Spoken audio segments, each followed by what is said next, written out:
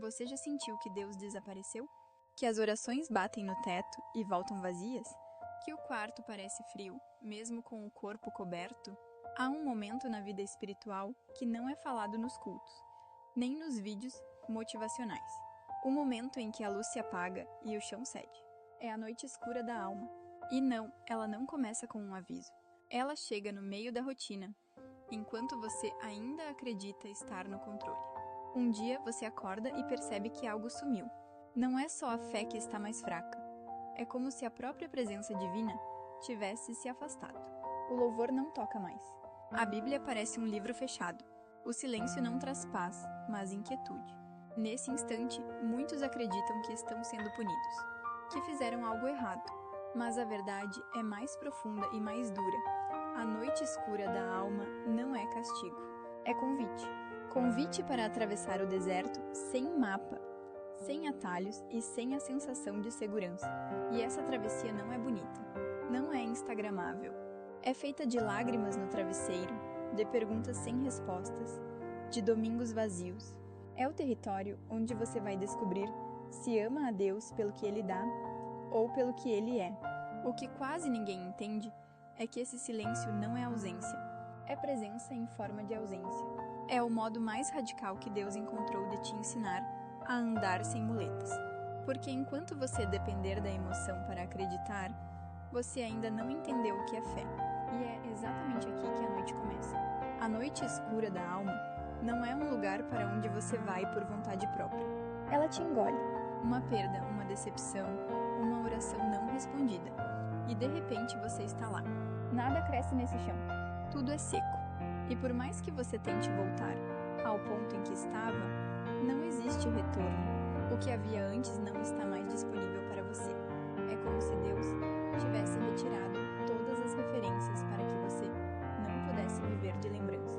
Aqui você descobre que o deserto não é sobre sobreviver com pouco, é sobre sobreviver sem nada que você conhecia como fonte.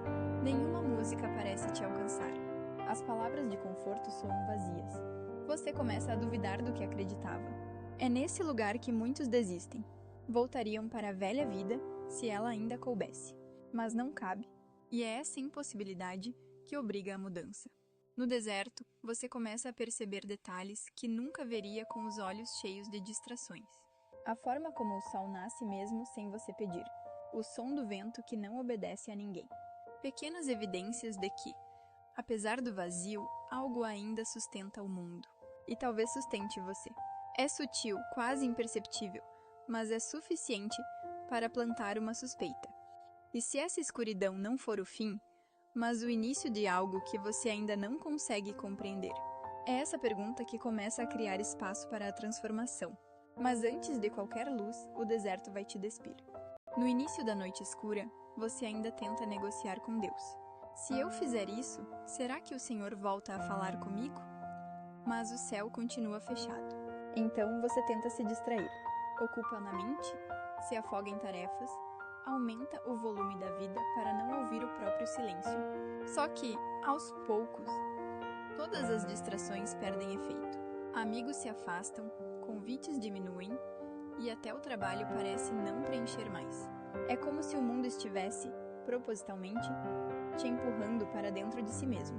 E lá dentro não existe plateia, não existe aplauso, não existe personagem para sustentar. É nesse ponto que a máscara cai. E o que sobra, às vezes, é assustador. Você percebe que construiu grande parte da sua fé sobre sentir e não sobre crer, que dependia de sinais para acreditar, de respostas rápidas para obedecer. E quando tudo isso some, o que resta? Resta você, com suas perguntas, com sua fragilidade, com sua humanidade crua. É desconfortável porque aqui não há roteiro pronto, não há pastor ou guru que possa atravessar no seu lugar. A noite escura é radicalmente pessoal. E por mais que você queira fugir, não existe saída lateral. É você e Deus. E, ironicamente, no momento em que você mais duvida da presença dele, é quando ele está mais perto. Só que não para te confortar, e sim para te reconstruir. E reconstrução dói. A maioria imagina que a noite escura da alma termina de repente, como o sol rompendo as nuvens depois de uma tempestade. Mas não é assim. Primeiro vem um clarão breve, um instante tão rápido que você quase se convence de que foi imaginação.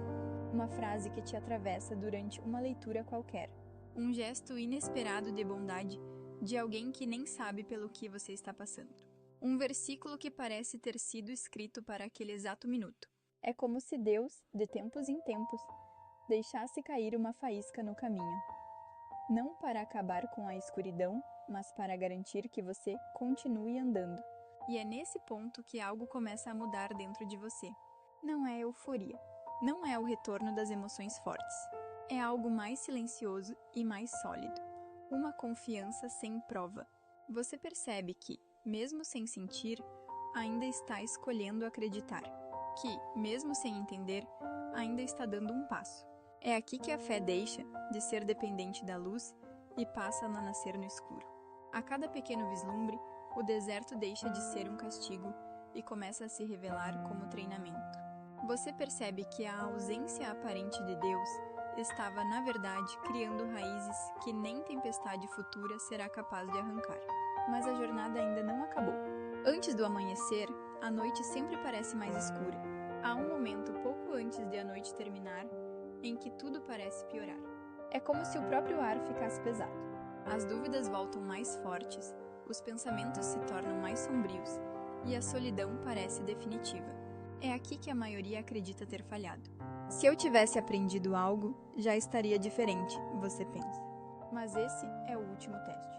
A noite escura da alma não termina porque você acumulou respostas. Ela termina quando você aprende a caminhar mesmo sem nenhuma. É nesse ponto que você percebe que sua relação com Deus mudou de um se Ele fizer para um mesmo que Ele não faça. A dependência das sensações, dos sinais e das garantias evapora. O que sobra é uma fé quase teimosa, que não se apoia em nada visível. É um paradoxo. Justamente quando você está mais fraco, descobre que existe uma força que não vem de você. E é aí que o amanhecer começa. Sem alarde, sem fanfarra, quase como se não quisesse chamar atenção. Uma claridade tímida atravessa o horizonte da sua alma. E de repente você entende. A noite não veio para te destruir, mas para provar que a luz já estava dentro de você o tempo todo. Quando a noite escura da alma termina, você não volta a ser quem era. Não porque encontrou todas as respostas, mas porque aprendeu a viver sem precisar delas. O amanhecer não apaga as cicatrizes, ele as ilumina. E olhando para trás, você percebe que cada silêncio foi um convite para aprofundar raízes. Cada ausência foi uma forma de presença. Agora, a luz que entra não é a mesma que você conhecia. Ela não vem para emocionar, vem para sustentar. E, com essa nova força, você olha para o deserto de outra forma. Não como um lugar para temer, mas como um território que um dia também pode se tornar o caminho de alguém que você vai ajudar a atravessar. Por quê? Se existe um propósito para a sua noite escura, é esse: transformar a dor em direção para outra pessoa. É por isso que este é só o primeiro passo. No próximo capítulo, vamos falar sobre as armadilhas que surgem logo depois do amanhecer e como muitas almas voltam para a escuridão sem perceber. Se você já atravessou ou está atravessando esse silêncio, deixe aqui a sua história, porque, a partir de agora, essa jornada não é mais só minha, é nossa.